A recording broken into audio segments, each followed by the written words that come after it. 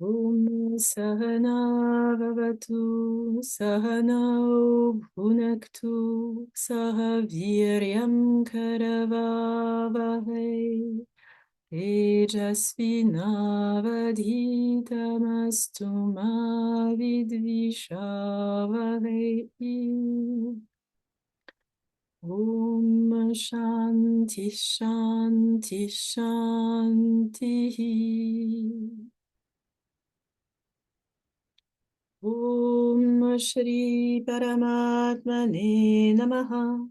Shuklam Baradharam Vishnum Shashivarnam Chaturbhujam Prasannavadanam Dhyayet Sarva Vikno Pashantaye. Shri Vaishampayana Vacha Shrutva Dharmana Sheshena Pavanani Cha Sarvashaha Yudhishthira Shantanavam Punarevabhyabhashata. Yudhishthira Uvacha Kimekam Devatam Loke Kim Vapyekam Parayanam Stuvantaham Kamarachantaha Prapnuyurmanava Shubham Kodharma Sarvadharmanam Bhavata Paramom Mataha Kim japan muchyate jantu janma samsara bandhanat. Bhishma vacha jagat prabhum deva devam anantam purushottamam stuvan nama sahasrena purusha satatotitaha. Dhyanam. Om Shantakaram Bhujayashayanam Padmanabham Suresham Vishvadharam Gaganasadrusham Meghavarnam Shubhangam Lakshmikantam Kamalanayanam Yogibhir Vande Vishnum Bhavabhayaharam Sarvalokekanatham. Sashankhachakram Sakirita Kundalam Sapita Vastram Sarasiruhe Kshanam Saharavakshasthalakaustubhashriyam Namami Vishnum Sirasa Chaturbhujam. Om Vishvam Vishnurvashatkaraha Bhuta Bhavya Bhavat Prabhu Bhuta Krut Bhuta Bhrut Bhavaha Bhutatma Bhuta Bhavanaha Bhutatma Paramatma Cha Muktanam Paramagati Avyaya Purusha Sakshi Kshetrajño Kshara Evacha Yogo Yoga Vidam Neta Pradhana Purusheshvaraha Narasimhava Pushriman Keshava Purushottamaha Sarva Sharva Shivasthanuhu Bhutadir Nidhinaravyaya Sambhavo Bhavano Bharata Prabhava Prabhurishvaraha Swayambhu Shambhuradityaha Pushkaraksho Mahasvanaha Anadinidhano Dhata Vidhata Dhaturuttamaha.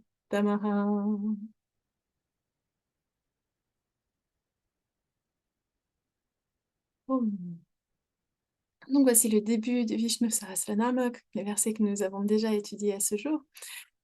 Et comme on l'a vu de nouveau donc au début, hein, avant la récitation du Vishnu Sahasranama à proprement dit, celui-ci est récité, hein, il est donné, il est peut-être même composé par Bhishma, en réponse à la question de Yudhishthira, comment atteindre le plus grand bien, hein, quelle est la pratique qui va nous libérer. Et donc je proposais aujourd'hui, et vous allez voir pourquoi c'est approprié en termes de calendrier, je proposais aujourd'hui de parler un peu plus de l'histoire de Bhishma. Bhishma qu'on appelle aussi Pitamaha. Pitamaha, c'est le grand aïeul. Et c'est un mot paradoxal et en même temps particulièrement affectueux, parce qu'on va voir que Bhishma n'a pas eu de descendance propre. Donc, pour commencer, il me semble approprié de partager avec vous un arbre généalogique. À l'écran, vous voyez l'arbre généalogique des Kaurava, donc de la dynastie du, des Bharata. Donc c'est un arbre généalogique, vous voyez, qui est unique, puisque tout en bas, nous avons les Kaurava, Duryodhana, enfin Dhritarashtra et ses fils, donc Duryodhana, hein, qui est celui qui va être particulièrement à l'origine de cette guerre du Mahabharata à travers son comportement adharmique. Et de l'autre côté, nous avons Yudhishthira, Bhima, Arjuna, Nakula et Sahadeva, donc les 5 frères qui sont les Pandavas.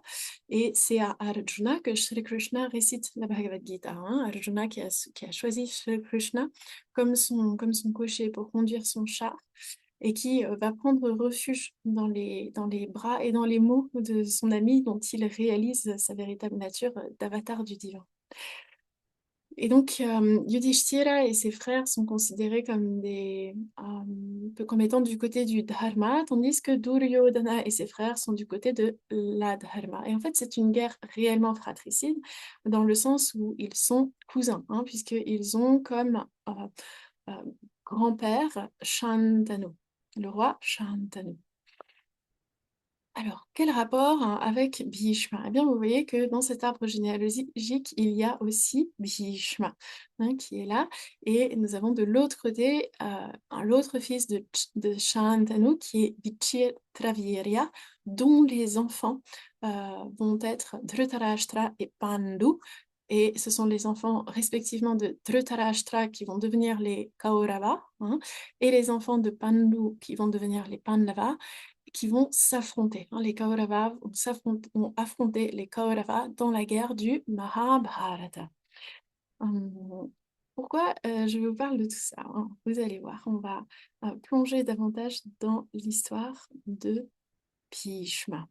Parce que Bhishma est très, très impliqué dans cette guerre du Mahabharata. Donc, vous voyez que sur cet arbre généalogique, il y a aussi Vyasa. Si vous n'avez pas l'habitude des arbres généalogiques, je rappelle que les noms qui sont sur une même ligne sont des noms de la même génération. Hein. Bon, là, normalement, Karna, Yudhishthira, etc., devraient être sur la même ligne que Duryodhana, etc. Mais simplement, il n'y a pas la place. Donc, Vyasa et Bhishma sont de la même génération, ils sont de la même ligne. Et au-delà de ça, donc, le roi Shantanu a eu une première femme qui était Ganga, le Gange, hein, qui est en fait, le Gange doit s'incarner sous une forme humaine, une forme mortelle, parce qu'elle a eu un comportement qui a attiré la malédiction de Indra. Hein. Donc, elle s'incarne sous une forme humaine, une forme mortelle, et elle épouse Shantanu. Et ensemble, ils ont de nombreux fils. Ils ont sept fils. Et en fait, la Ganga était reconnue hein, comme une déesse et comme une femme extraordinaire par Shantanu, et qui était fou amoureux d'elle et qui voulait absolument l'épouser. Elle a pu émettre une condition qui était que Shantanu ne devait jamais remettre en question ses actions à elle et ne jamais l'interroger sur ses motivations. Et il se trouve que Ganga a enfanté donc 7 fois, et 7 fois, juste après la naissance, elle a tué ses enfants. Et la 8e fois, Shantanu n'a plus pu se retenir et il a demandé à Ganga pourquoi elle tuait ses enfants et lui a demandé d'épargner ce 8e enfant. Et Ganga lui a expliqué que ces êtres qui s'étaient incarnés sous la forme de leur descendance étaient en fait des vasous, c'est-à-dire des divinités qui avaient été également maudites parce qu'elles avaient participé au vol de Kamadhenu. Kamadhenu, on l'appelle aussi Surabhi, c'est la vache qui donne tous les... c'est comme la corne d'abondance, sauf que c'est une vache. C'est-à-dire qu'elle elle produit en abondance tout ce dont on peut avoir besoin, tout ce qu'on peut demander. Et cette vache sacrée appartient à Vasishta. Vasishta qui est un grand sage, hein, vous connaissez peut-être euh, le, le Yoga Vasishta. Hein, donc c'est un grand sage, c'est un rishi, c'est un être exceptionnel et il a son ashram, c'est un ascète et cette vache lui est volée par 8 êtres qu'on appelle les Vasus. Et donc ces êtres ont été maudits par Vasishta qui, par la force de son ascèse, peut exaucer des vœux ou donner des malédictions. Et, et il y a parmi ces vassaux, il y en a un qui a été particulièrement maudit, qui s'appelle Dyaus. Et Dyaus, c'est en réalité à l'origine une divinité védique très importante qui représente le ciel, hein, qui représente la, la, le- bon, la voûte céleste, si vous voulez. Donc on a deux divinités védiques fondamentales qui sont Dyaus et Prithvi, donc le ciel et la terre. Ça rappelle un petit peu ce qu'on avait aussi dans la mythologie grecque. Et donc Dyaus dans cette histoire est un vassou, c'est-à-dire une divinité qui est en dessous Indra, hein, qui répond à Indra, qui est le roi des dieux. Et Dyaus, ayant été particulièrement actif dans le vol de Kamadhenu ou de Surabhi, est maudit et lui, il doit vivre une vie humaine longue, une vie humaine dans laquelle il ne connaîtra ni le mariage ni la descendance. Et donc, le hasard fait ainsi les choses que c'est à la naissance de ce 8e Vasu sous une forme mortelle du couple de Ganga et de Shantanu que, donc c'est lui le 8e fils, c'est Dyaus, et il reçoit à la naissance le nom de Devavrata. Et pour plus de facilité, je l'appellerai par le nom qu'il recevra plus tard dans sa vie, qui est Bhishma. Hein, Bhishma, donc celui qui va être l'auteur du Vishnu Sahasranama. Donc, Bhishma naît de Shantanu et Ganga, et comme Shantanu n'a pas respecté le vœu de Ganga, Ganga se sépare de lui. Et donc Shantanu a le cœur brisé, mais il continue de régner sur son royaume, tandis que Bhishma reste aux côtés de Ganga, il est élevé par sa mère, et il a comme gourou Parashuram, c'est-à-dire une incarnation de Vishnu sous une forme particulièrement guerrière, particulièrement féroce, qui lui apprend donc les arts de la guerre. Et également, il est instruit hein, par Vasishta. Donc Vasishta l'a maudit, mais il lui a aussi dit que il lui permettrait d'atteindre un haut niveau d'érudition en ce qui concerne le dharma. Hein, donc il va être quelqu'un de très éduqué dans cette vie humaine. Donc c'est souvent le cas lorsque les dieux sont maudits, ils doivent avoir une naissance humaine, mais il y a en général euh, des assouplissements de peine, si vous voulez, des choses qui vont venir à rendre les choses un peu plus douces. Et donc notamment Bhishma donc, va être cet être extraordinaire qui est aussi bien expert de la guerre qu'expert des choses de ce monde, du dharma. Et de surcroît, il est censé être un très bon fils. Un fils obéissant.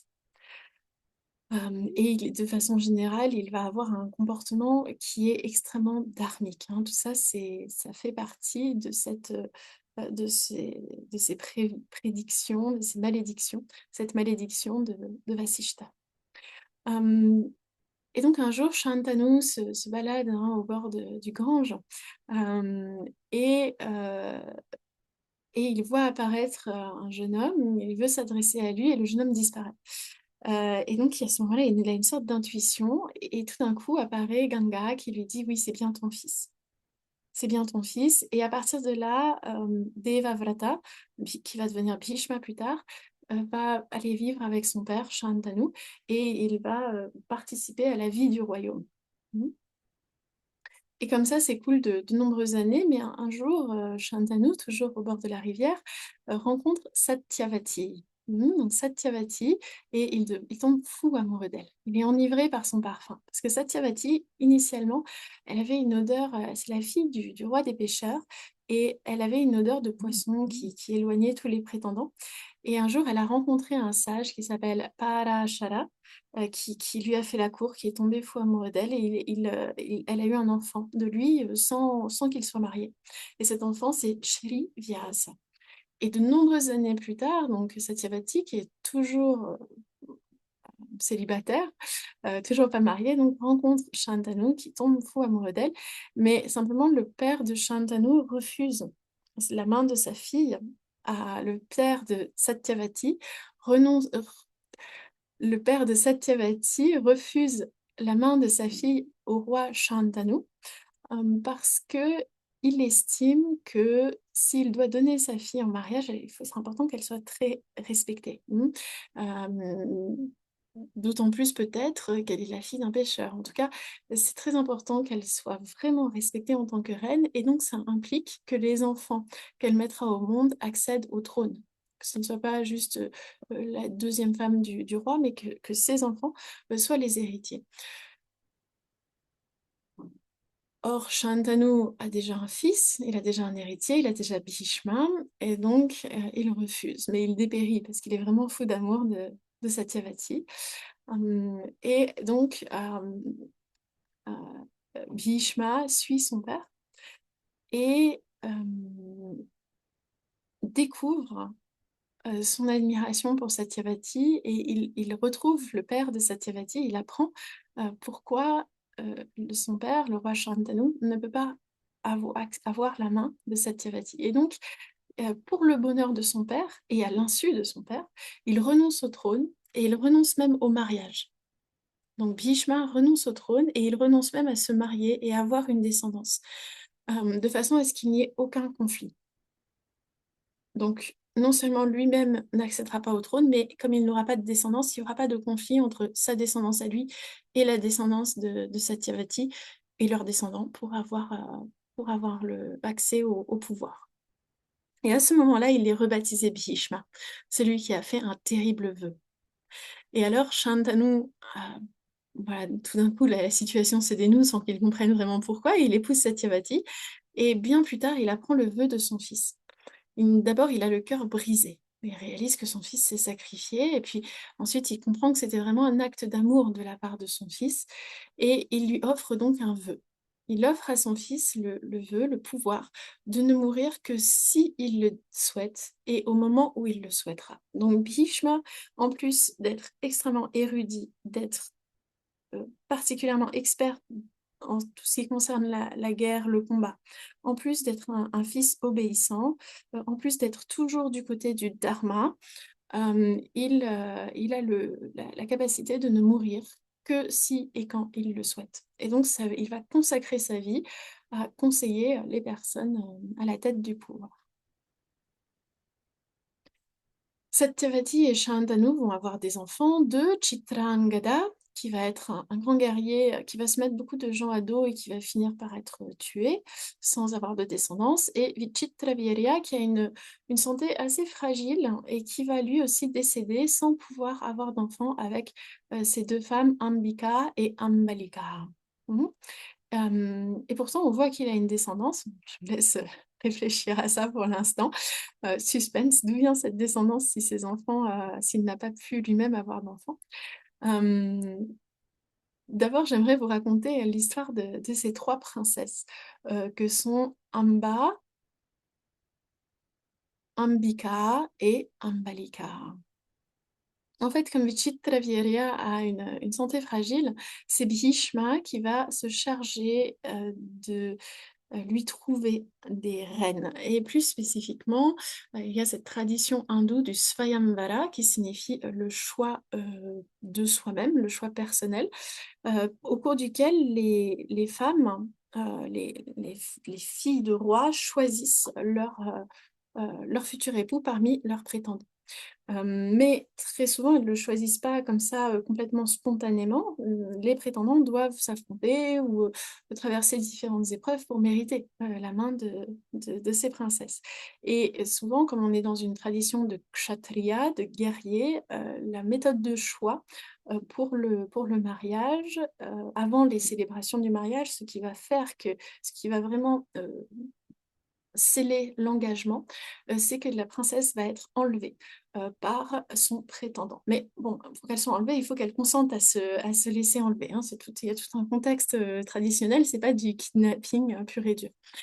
Euh, et donc, ces trois princesses, il y a leur Svayamvara, et Bhishma vainc tous les ennemis, il remporte toutes les épreuves et il enlève les princesses. Et à ce moment-là, il y a des rois qui essaient de le poursuivre, de le tuer, ils lui lancent des flèches, etc. Et Bhishma fait volte-face et il les vainc tous. Il y en a un en particulier qu'il blesse. Et donc on imagine que pour ces rois, ça doit être particulièrement humiliant. D'autant plus que tout le monde sait que Bhishma ne va pas les épouser. Bhishma va les amener à son frère et c'est lui, Vichitravirya, son demi-frère, l'autre fils de Shantanu, qui va les épouser. Ça se passe bien pour Ambika et Ambalika.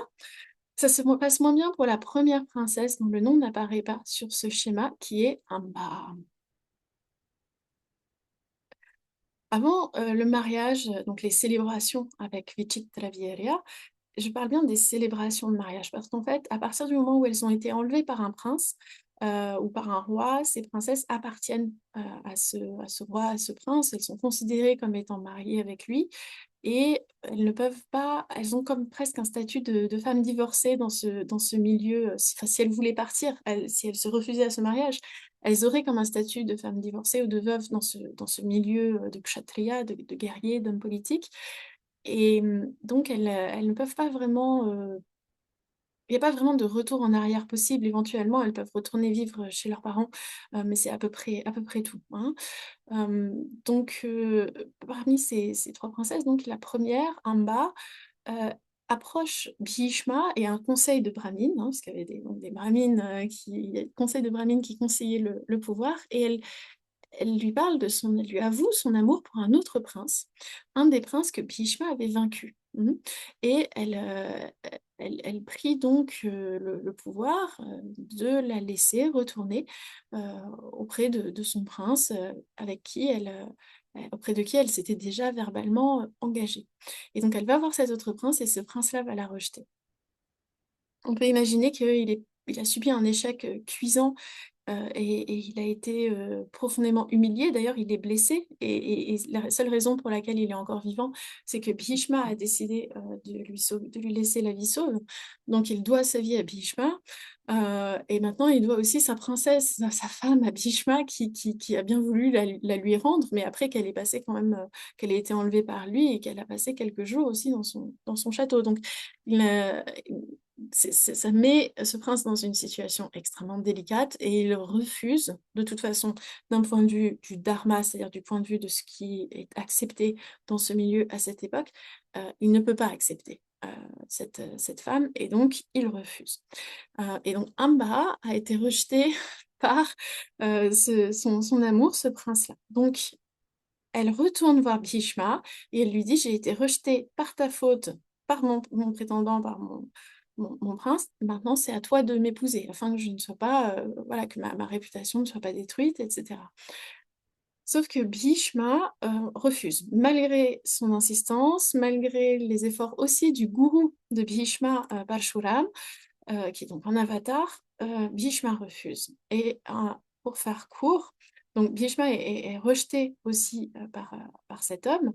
Euh, pardon, Amba est rejeté aussi par Bhishma. Donc c'est une situation qui la révolte profondément et elle rejette toute la faute sur Bhishma et elle jure sa perte. Et elle se tourne vers l'ascétisme malgré tous les efforts de... En fait, elle-même, elle fait beaucoup d'efforts pour elle a attiré l'attention de la classe politique sur sa situation et personne ne décide de l'épouser et de la sauver de cette situation de déshonneur dans laquelle elle est. Parallèlement, elle se tourne donc vers l'ascétisme et les ascètes, les renonçants, essaient un petit peu de la décourager quand même. Et donc, elle fait un ascétisme terrible, hein. Elle est donc dans une colère terrible. Par exemple, elle commence en restant 6 mois debout sans boire ni manger, et puis elle enchaîne comme ça des pratiques spirituelles pendant 12 ans. Et puis ensuite, elle poursuit avec différents pèlerinages dans différents ashrams, auprès de grands enseignants, etc. Donc, vous voyez que ce n'est pas forcément dans une démarche de réalisation du soi qu'on fait des pratiques spirituelles, hein. Et la déesse Ganga apparaît un moment devant Amba et elle écoute son récit. Parce qu'en fait, toutes les autorités, toutes les austérités, tout l'ascétisme d'Amba vise à détruire Bhishma. Bhishma, qui, rappelons-le, est le fils de Ganga. Et Ganga devient furieuse. Et elle réplique à Amba que son esprit est perverti et qu'elle va donc le transformer en un fleuve sinueux et tortueux qui reste à sec pendant 8 mois et qui ne coule que pendant les 4 mois de la saison des pluies. Elle décrète que les lieux de baignade le long du fleuve seraient situés dans des terrains difficiles et infestés de crocodiles et d'autres créatures féroces. Ensuite, Amba continue d'errer. Elle continue d'observer une ascèse rigoureuse, se privant de nourriture et d'eau pendant plusieurs mois.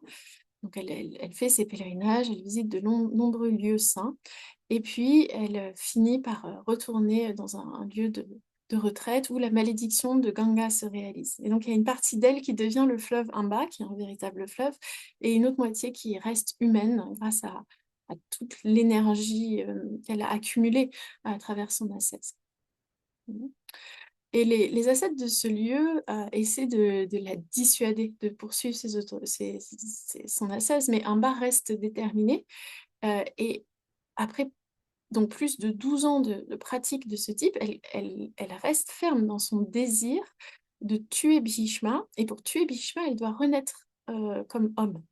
Et à ce moment-là, le dieu Shiva lui apparut et l'a béni. Donc en fait, lorsqu'une personne fait beaucoup d'ascèse, se consacre à des pratiques de mortification, hein, euh, cette personne devient éligible pour recevoir un vœu pour que ces vœux soient exaucés par le divin. Donc le divin apparaît.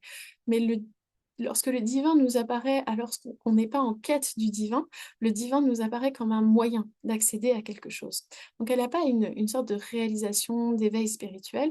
Elle a par contre, voilà, elle a cette grande force intérieure qui rencontre en face d'elle aussi une grande force au niveau de l'univers euh, qui va exaucer ses vœux. Et donc c'est Shiva, hein, qui souvent apparaît dans ces cas-là et qui donc la bénit et lui dit qu'elle va devenir un homme dans sa prochaine incarnation et qu'elle va pouvoir anéantir Bhishma. Et donc Amba naît et devient une grande guerrière, mais elle naît femme. Et elle se souvient de sa vie antérieure et de sa haine pour Bhishma. Donc elle naît femme et elle naît très rapidement en fait, hein, après ça. Puisque Bhishma est toujours vivant, voilà, on est toujours dans l'histoire du Mahabharata. Et donc, lorsqu'elle entend de Shiva que ses vœux vont être exaucés, qu'elle va naître, qu'elle va se souvenir de sa vie antérieure, qu'elle va pouvoir détruire Bhishma, elle érige un bûcher funéraire et elle s'y jette en criant pour la destruction de Bhishma. Donc, quelqu'un de particulièrement déterminé. Et donc, elle renaît sous le nom de Shikhandi. Shikhandi, bon, je vais continuer de dire Ambar, hein, parce que sinon vous risquez d'être perdu. Et elle est élevée comme un garçon. Et puis, lorsqu'elle atteint l'âge adulte, son identité féminine est révélée. Et puis, un jour, elle rencontre un être magique dans une forêt, un yaksha, et cet être qui connaît sa détresse accepte d'échanger de sexe avec elle. Et puis, ça devait être juste transitoire. Et lorsqu'elle retourne dans la forêt pour retrouver, enfin, il, du coup, retourne dans la forêt pour retrouver son sexe féminin, en fait, le yaksha a disparu. Et il y a eu une sorte de malédiction qui fait que le yaksha ne retrouvera son sexe masculin à lui, euh, qu'il a donné donc à Amba, que lorsque Amba mourra. Euh, Shikhandi, qui était née femme, qui est la réincarnation de Amba, va rester homme. Shikhandi est la fille ou le fils du père, donc c'est la sœur de la femme, d'une des femmes de Arjuna. Donc Arjuna et ses 4 frères ont une femme qui s'appelle Draupadi. Et Draupadi est la fille de Drupada, et Drupada est le père aussi de Shikhandi. Donc, bon, ça pour dire que Shikhandi appartient au clan de Arjuna et ses frères, et Yudhishthira, etc. Et les frères qui ont d'autres femmes, hein, les femmes d'Arjuna, il y en a vraiment beaucoup, au moins 4. Donc, elle combat à leur côté pendant la guerre du Mahabharata. Et non seulement elle combat à leur côté, mais elle est même carrément, ou il est même carrément dans le char, conduit par Shri Krishna aux côtés de Arjuna. Pourquoi? Parce que Bhishma avait juré de ne jamais attaquer une femme, ou quiconque avait été une femme, ou portait un nom de femme, ou semblait être une femme. C'est sa version du Dharma. Et donc, lorsqu'il voit le char d'Arjuna, Krishna et Shikhandi ou Amba arriver vers lui, après avoir traversé de nombreux obstacles sur le champ de bataille, parce que Bhishma est un guerrier extraordinaire, donc il est quand même protégé pour que sa force puisse continuer de servir le camp des Kaurava. Lorsque le char arrive enfin à proximité de Bhishma, Bhishma baisse son arc. Il baisse son arc parce qu'il a en face de lui un être qui est une femme ou a été une femme ou porte un nom de femme. C'est Shikhandi, la réincarnation de Amba. Et Bhishma sait très bien qui elle est ou qui il est. Et comme son arc est baissé, Arjuna peut tirer sur lui. Et Arjuna va ainsi abattre celui qui a été son mentor, son enseignant, une sorte de figure paternelle extraordinaire tout au long de sa vie. Il transperce son corps. Kandi tire aussi sur lui, mais ses flèches restent sans effet. Et il se trouve qu'à ce moment-là, Bhishma avait désiré de mourir. Et avant de s'effondrer, il s'écrie que c'est la flèche d'Arjuna qui l'avait tué, et non celle de Shikhandi, ou Amba. Et lorsque Bhishma chute, son corps tout entier est maintenu juste au-dessus du sol par les flèches d'Arjuna, par la pointe des flèches d'Arjuna qui avaient transpercé son dos, ses bras et ses jambes. C'est un peu gore, mais il y a cette image de Bhishma sur son lit de flèches. Et Bhishma sur son lit de flèches récite le Vishnu Sahasranama. C'est important d'avoir cette image à l'esprit. C'est un homme d'une valeur inestimable, d'une valeur extraordinaire, qui est l'incarnation du ciel, qui est abattu et qui est presque à même le sol, mais pas tout à fait. Hein. Il a une mort de guerrier valeureux et qui récite cet hymne au divin.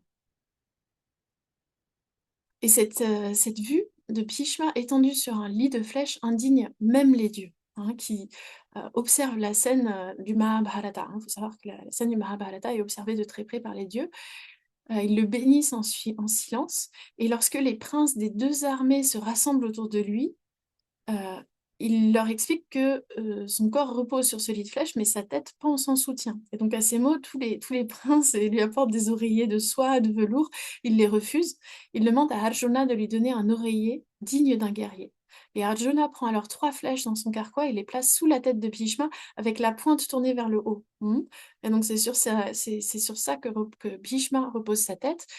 Et il a soif. Et donc pour étancher sa soif, Arjuna tire une flèche dans la terre dont on rappelle que c'est la compagne du ciel, hein, euh, d'un point de vue védique.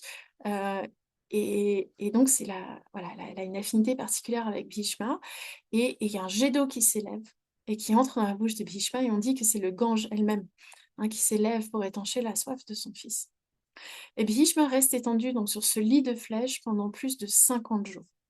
Et il meurt le jour sacré de Uttarayana, plus de 50 jours après avoir été abattu. Il va mourir au moment du solstice d'hiver, qui est donc, comme on l'a vu, un moment particulièrement auspicieux.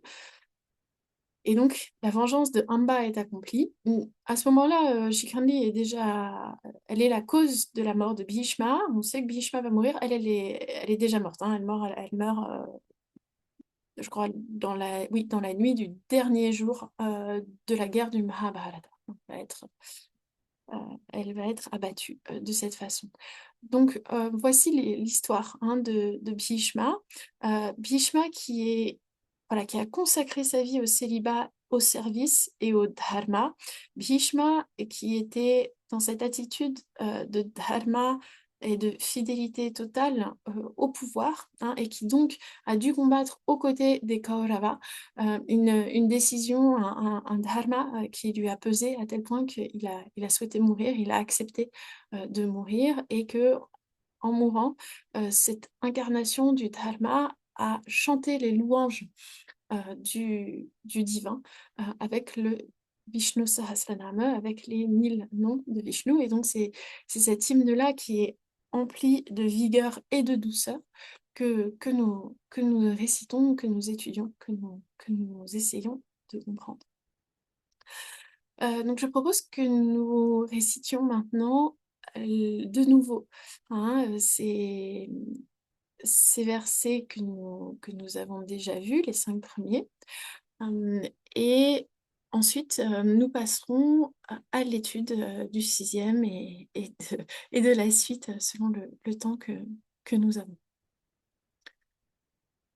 Om Vishvam Vishnurvashatkarah Bhuta Bhavya Bhavat Prabhu Bhutakrut Bhutabhrut Bhavaha Bhutatma Bhuta Bhavanaha Bhutatma Paramatma Cha Muktanam Paramagatihi Avyaya Purusha Sakshi Kshetrajño Kshara Evacha Yogo Yoga Vidam Neta Pradhana Purusheshvaraha Narasimhava Pushriman Keshava Purushottamaha Sarva Sharva Shivasthanuhu Bhudadir Nidhiravyayah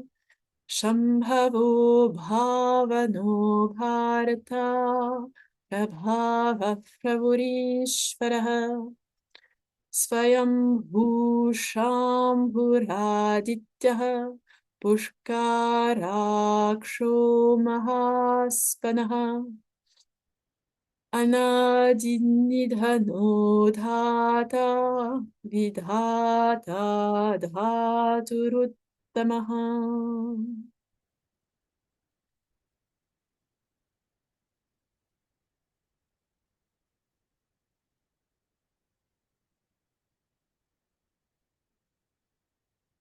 Aprameyo Hrishikeshaha Aprameyo Hrishikeshaha Padmanabho Maraprabhu Padmanabho Maraprabhu Vishvakarma Manustvashta Vishvakarma Manustvashta Stavishtastaviro Dhruva Stavishtastaviro Dhruva.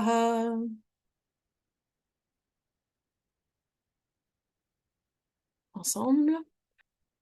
Aprameyo Hrishikesha Padmanabho Maraprabhu Vishvakarma manustvashta stavishta staviro dhruvaha. Ce n'est pas un verset facile à réciter pour nous. Donc, dans ce sixième verset du Vishnu Sahasranama, on est autour des 50e noms, hein, approximativement, du divin. Pour moi, c'est important de vous donner ces informations de ces informations autour du Vishnu Sahasranama pour que on comprenne son contexte et aussi la puissance du récit qui l'entoure. Et puis bien sûr, euh, on est à quelques jours à peine du solstice d'hiver, et donc ce sera un moment particulièrement puissant pour réciter ou pour écouter du moins cet hymne. Le divin est ici décrit comme étant aprameyaha. Le premier mot, c'est aprameyaha. C'est celui qui ne peut pas être connu par euh, et c'est celui qui ne peut pas être connu par les prameya. Hein, il n'a pas de prameya. Et qu'est-ce que c'est prameya? C'est ce qui permet prama. Prameya, c'est ce qui permet prama. Prameya, c'est ce par quoi la connaissance est possible. C'est les moyens de connaissance. Hein, donc on peut dire que il est, oui, ineffable. Hein. Il ne peut pas être indiqué, décrit, montré, euh, défini par la logique, ni par la comparaison, ni encore par le, le, les mots, rien ne permet hein, de connaître le divin de la même façon qu'on connaît les objets de ce monde. Hein, lorsqu'on parle des objets de ce monde, on peut nous les montrer, on peut les décrire, on peut les indiquer aussi par l'inférence. Et aucun de ces moyens de connaissance n'est efficace lorsqu'il s'agit de démontrer ou d'indiquer le divin. Même les écritures, même les textes sacrés ne permettent pas de le percevoir directement. Par contre, ce que les textes font, c'est qu'ils éliminent les fausses notions, l'illusion cosmique, qui font écran à la compréhension, à la vision du divin. Mhm. Donc, vous comprenez, le divin il ne peut pas être indiqué ou décrit, mais par contre, nous pouvons éliminer de notre compréhension les fausses notions qui font écran à la compréhension du divin, à la perception du divin. Parce que le divin, nous, notre mental, notre intellect, nos facultés de perception, comme on va le voir, s'inscrivent dans le cosmos. Et donc, étant les parties d'un tout, nous ne pouvons pas saisir le tout. Nous ne pouvons pas comprendre, nous ne pouvons pas appréhender le tout. Mhm. Donc, d'un point de vue encore plus védantique, on peut dire que le divin n'est pas un objet, qu'il est le témoin. Il est ce qui connaît, ce qui rend possible la connaissance. Et ce par quoi la connaissance est possible, c'est cela qui échappe à tous les moyens de connaissance. Ça ne peut pas être révélé par les moyens qui permettent de révéler le monde. C'est la conscience pure qui est notre nature qui permet de connaître les choses. Mais les choses, le mental, l'intellect, les facultés de perception ne vont pas nous permettre de connaître notre nature, de permettre ce qui les illumine. Mhm. Donc il est aprameya. Il est impossible, on peut dire, de le connaître. C'est pas ça que ça veut dire, hein. C'est juste que les moyens de connaissance ne permettent pas d'y accéder. Rishik et Shaha, il y a plusieurs façons de comprendre cette partie-là. Il est Rishika, Isha. Hein, Rishika, Isha. Rishika, ce sont les sens. Et Isha, c'est le Seigneur. Il est le Seigneur des sens. Les sens ne fonctionnent que grâce à lui, que à travers lui. C'est parce qu'il est à la conscience pure que nos sens nous permettent de percevoir le monde. Ils sont illuminés par la conscience pure de la même façon que nos pensées ne sont présentes que parce qu'il y a le témoin, la conscience pure, immuable, qui permet de connaître ses pensées. Mhm. On peut aussi dire c'est celui dont les cheveux, les kesha, les cheveux, sont les rayons de la lune et du soleil. C'est le commentaire de Sri Shankaracharya. Les cheveux du divin, les rayons de la lune et du soleil sont les cheveux du divin, si on imagine cet être cosmique. Et c'est celui donc qui donne de la joie, harsha, de la joie au monde. Dans les textes sacrés, il y a cette expression Surya Rashmir Harik Harikrusha Purastat. Hein. Euh, donc, les rayons du soleil sont la chevelure de Hari. Hari, c'est l'un des mots de Vishnu. Mhm. Rishikesha. Et non seulement ses cheveux sont les rayons du soleil et de la lune, et c'est celui qui nous donne une grande joie, mais il est également Padmanabha. Padmanabha, c'est celui qui a donc un nabhi, un nombril, duquel monte un Padma. Donc c'est une référence à Sri Ranganatha, donc qui est une image de Vishnu. Vishnu donc allongé sur le serpent Ananta dans l'océan cosmique de la causalité et de son nombril. Bon, on ne voit pas très bien ici c'est de son nombril, mais s'élève une tige de lotus et dans ce lotus il y a le Créateur. Et c'est le Créateur Brahma qui crée donc l'univers dans sa fonction de créateur. Et donc c'est à ce lotus-là et à ce nabha, à ce nabhi-là qu'il est fait référence. Pour le dire autrement, le monde entier n'apparaît que dans la conscience. Le monde entier apparaît dans la conscience qui est notre véritable nature. Notre véritable nature est indissociable de, de, de la conscience, notre véritable nature est la conscience pure, et tout ce qui est l'univers, tout ce qui est perceptible apparaît euh, dans et par la conscience pure qui est notre véritable nature. Donc c'est à la fois le nom du divin, le nom de Vishnu, et aussi notre propre nom à nous.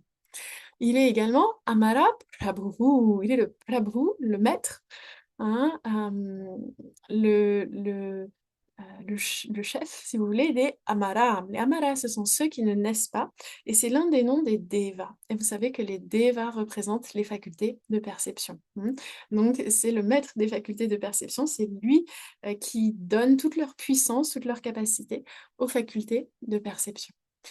Il est Vishvakarma, c'est celui dont le karma, celui dont l'action, ou à travers l'action duquel le Vishva, c'est-à-dire l'univers, apparaît.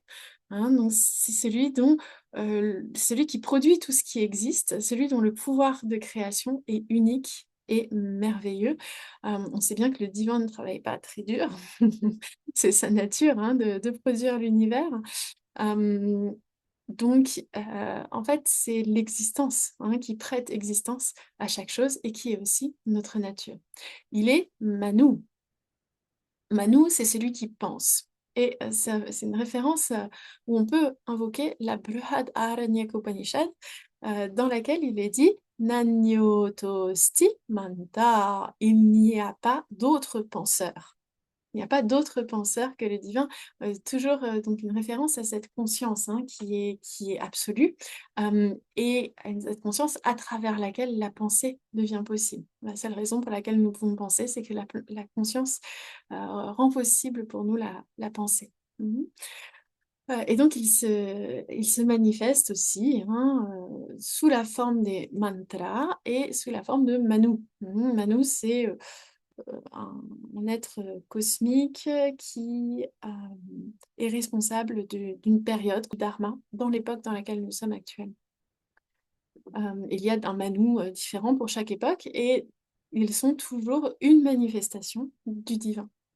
Il est également Tvashta, Tvashta, c'est-à-dire c'est celui qui rend tous les tanus, tous les corps, euh, tout petits, tout fins, qui les rend, qui les remet à l'état de graines au moment de la dissolution.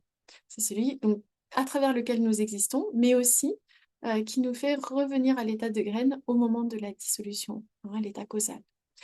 Il est Stavishtaha. Stavishtaha, c'est celui qui excelle en toute chose, en chaque chose. Quel que soit le domaine auquel nous pensons, il n'y a rien, aucun domaine, aucune capacité dans laquelle le divin ne nous dépasse pas. On pensait peut-être avoir de l'imagination, avoir un inconscient actif et fertile, mais là, avec les histoires qu'on a vues sur le Mahabharata, on se rend bien compte que voilà, le monde est encore plein de surprises pour nous, plein de surprises et d'imprévus. C'est celui qui excelle en tout, qui nous dépasse. C'est l'architecte de l'univers. Nous, on construit des immeubles et encore pas moi. Quand j'arrive à faire un gâteau, je suis contente. Hein, et lui, il construit tout l'univers. Hein. On pense qu'on est intelligent, on pense que on est créatif, et lui, il crée chaque être, chaque matière, chaque son, hein, chaque petite chose. Donc, il excelle en chaque chose, et personne ni rien ne peut le dépasser. Il est Staviraha Dhruvaha. Il est l'être éternel, l'être le plus ancien. Et avec ça s'ouvre une thématique que nous allons encore voir avec le verset 7, si vous m'autorisez à avancer encore un petit peu dans le Vishnu Sahasranama.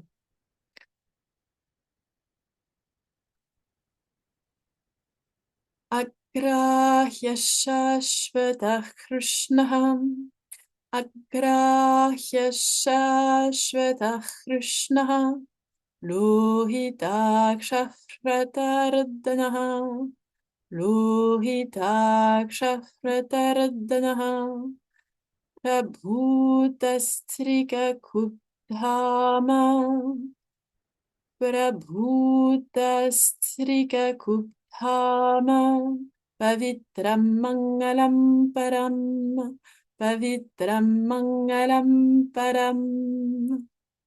Des questions sur la prononciation?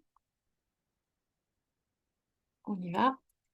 Agrahya Shashvata Krishna Lohitakshapratardanah Prabhutastrika Kubdhama Pavitram Mangalam Param.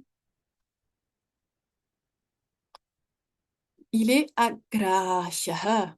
Agrahyam. Agrahyam, c'est un mot qui revient très souvent dans les Upanishads pour décrire le divin. Il est agrahyam, c'est-à-dire il n'est pas perceptible. Hein. Grahyam, c'est ce qui est saisissable. Il est insaisissable. Il ne peut pas être compris par les facultés de connaissance, de perception. Le mental ne peut pas le concevoir. Et à ce sujet, on peut évoquer donc la Taittiriya Upanishad. Je suis le commentaire de Sri Shankaracharya, hein, qui cite donc Yato vacho nivartante apraapya manasa saha. Donc dans la Taittiriya Upanishad, il est dit de là le mental, enfin c'est ce dont, hein, donc c'est le divin, c'est ce dont sans l'avoir saisi, la parole accompagnée du mental reviennent, hein, ils reviennent bredouille. Le mental essaie d'accéder à cela, mais il revient bredouille. La parole essaie d'accéder à cela, mais elle revient bredouille. Hein, donc il est totalement insaisissable. On parle ici du divin, mais on parle de la véritable nature du divin. J'ai cité une Upanishad, ce n'est pas par hasard, parce que dans cette Upanishad, ce qui est décrit, c'est bien sûr la véritable nature du divin, mais c'est surtout Brahman, hein, c'est surtout l'absolu. Et donc, il est Shashvataha, il existe en tout temps. C'est lui qui sous-tend le temps. Il est absolument éternel. Shashvatam, Shivam, Achyutam. Il est éternel, Shashvatam, Shivam, auspicieux, Achyutam, il ne chute jamais. On a vu qu'il excellait en tout, qu'il était Stavishtaha. Stavishtaha, celui qui excelle en tout. Et donc, Sri Shankaracharya cite Shashvatam Shivam Achyutam, encore une fois une Upanishad. Donc, ce qui s'applique ici, Shashvataha, la façon dont on décrit le divin, c'est aussi des épithètes, des façons d'indiquer ce qui est au-delà du divin, au-delà du monde, au-delà de nous, qui est notre véritable nature, l'absolu, la conscience pure. Elle est éternelle. Pourquoi? Parce que même le temps apparaît dans la conscience pure.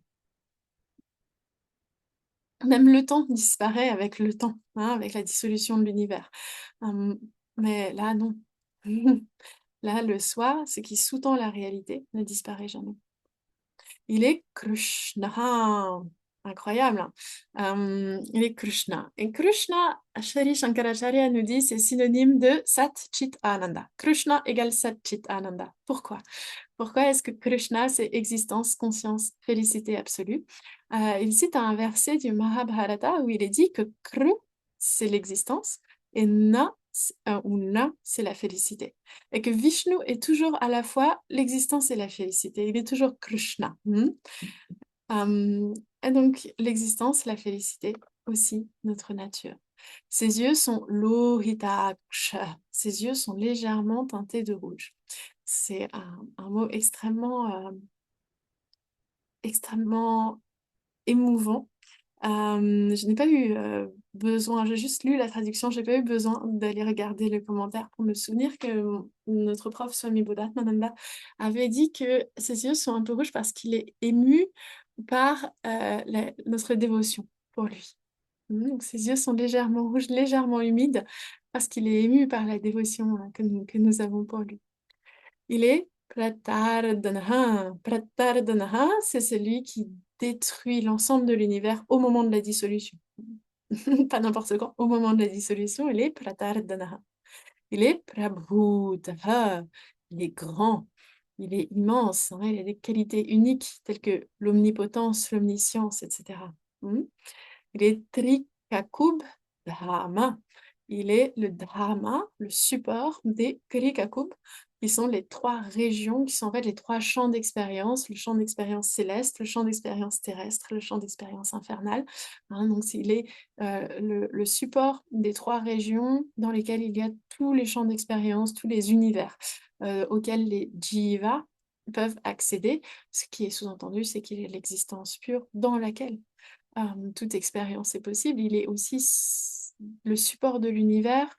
euh, et donc, c'est à travers lui que nous avons des expériences. C'est à travers lui que nous faisons l'expérience du monde. Et c'est en lui, dans son existence, que nos vies semblent se dérouler, que l'univers semble se déployer. Il est Pavitram. Il purifie tout. C'est l'ultime purificateur. C'est quelque chose qui revient souvent dans la Bhagavad Gita. Effectivement, on retrouve ça beaucoup dans la chrétienté, l'idée que le divin va nous libérer du péché, on va être purifié à tout jamais, on va pouvoir être aux côtés de Dieu. Il purifie tout parce que la connaissance du divin et la connaissance de la nature du divin, qui est conscience pure, existence pure, nous libère de l'illusion que nous sommes les auteurs de nos actions, que nous sommes touché, entaché par l'action. Si Dieu nous a fait à son image, lui, il est à la fois le support du monde et il n'est pas affecté dans le monde, par le monde. On va le voir avec le début du chapitre 9 de la Bhagavad Gita ce dimanche. Il est dans le monde, il est le support du monde. Chaque chose n'existe qu'à travers lui, mais en même temps, il n'est jamais affecté par quoi que ce soit qui se passe dans le monde. Il n'est pas conditionné par le monde. Mhm. Et donc, il est pavitram, il est éternellement pur, et la réalisation de notre nature comme étant cela nous purifie de tout péché, de toute souffrance, de toute action.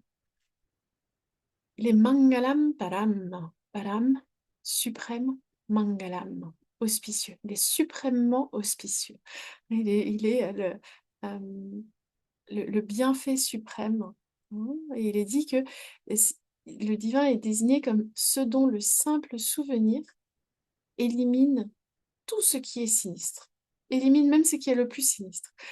Que c'est ça qui est appelé Mangalam par les sages. Donc le divin est synonyme d'auspice favorable, d'auspice propice. Le divin est synonyme de Mangala. Il est ce qui est le plus propice, ce qui est ultimement propice. C'est sa nature, puisqu'il nous libère de tout mal, puisqu'il est le purificateur ultime, le purificateur parfait.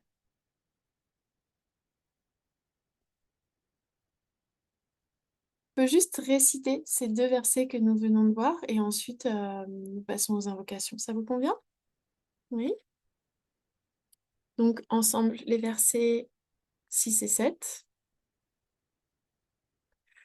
Aprameyo Hrishikesha Padmanabho Maraprabhu Vishvakarma Manustvashta Stavishta Stavirodruvaha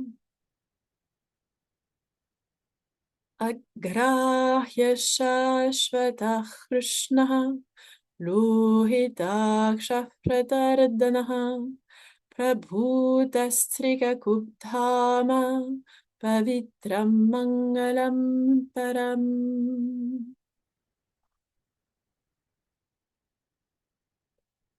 Om Sarvesham Swastirabhavatu सर्वेषां शान्तिर्भवतु सर्वेषां पूर्णं भवतु सर्वेषां मङ्गलं भवतु सर्वे भवन्तु सुखिनः सर्वे सन्तु निरामयाः सर्वे भद्राणि पश्यन्तु मा कश्चित् दुःखभाग् भवेत् ॐ पूर्णमदः पूर्णमिदं पूर्णात् पूर्णमुदच्यते पूर्णस्य पूर्णमादाय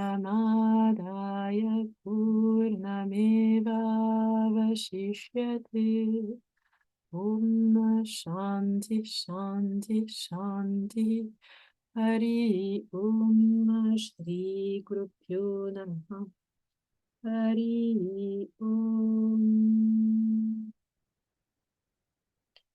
Oh, merci à cette tradition. Merci à vous. Et je vous souhaite une Merci. très bonne soirée. À dimanche. À dimanche. Merci. Au